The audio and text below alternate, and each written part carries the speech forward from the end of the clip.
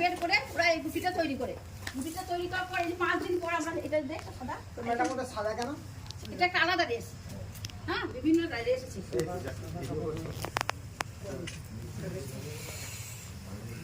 এই তো দিয়ে দাও না গ্রুপে। গ্রুপে দেন না।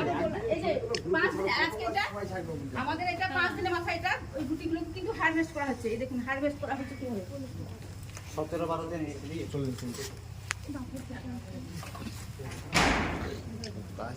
এই যে হারভেস্ট করা হবে এই গাছগুলোকে ছাড়িয়ে এটাকে ছাড়িয়ে রাখা হচ্ছে। আমাকে দিতে দাও।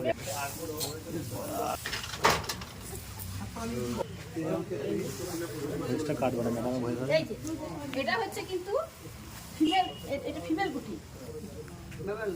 আর এটা হচ্ছে মেল। মেলের সাইজটা একটু বড় হয়, মেলের সাইজটা একটু ছোট হয়। এবার এই গুটি থেকে কিন্তু আমরা এই যে 5 দিনের মাথায় এই গুটিগুলোকে আমাদেরকে সিলেকশন করতে হবে। সিলেকশনের পরে ওরা 10 দিনের মাথায় ডিম, যেদিন থেকে গুটি তৈরি হলো সেখান থেকে 10 দিন পরে ওরা ওই মানে ওই বললাম যেটা আমরা জোর নিয়ে ওরা পেয়ারিং নিয়ে 3 দিনে ওই মেল 3 ঘন্টা রাখার পরে মেলের কাছে শেষে ফিমেল মদটাকে নিয়ে ওইভাবে ডিম পড়াবো। তাহলে এবার কি হলো, এবার ওই মদটাকে নিয়ে আমরা এক্সামিনেশন করবো মাইক্রোস্কোপ দিয়ে।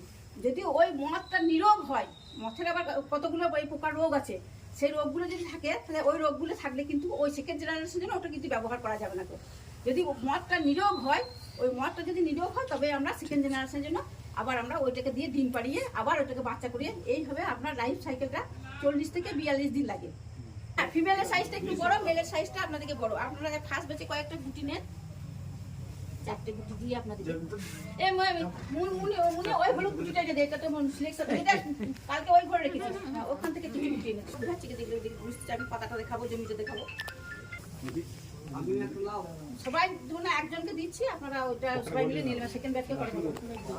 ম্যাম আমাদের হাতে দুটো দেন। পোকা আসে নাকি হবে না। আজ আমাদের এখানে কিন্তু সেলটা তো 22 দিনের মাথায় আমরা পাকা শুরু করলে পাক দেই, পোকাটা পাকতে শুরু করবে তখন আমরা এই চন্দ্রকিতে দিয়ে দেব। চন্দ্রকিতে দিয়ে ওটা গুটি তৈরি হলো 3 দিনের মাথায় আমরা গুটিটা তৈরি করে নিল। 3 দিনের মাথায় গুটি তৈরি করব, গুটি তৈরি করার 5 দিন পরে এইভাবে আমরা হারভেস্ট করব। হারভেস্ট করে এইভাবে মেল ফিমেল আমরা বসে বসে সিলেকশন করব। অনেক কাজ এটা।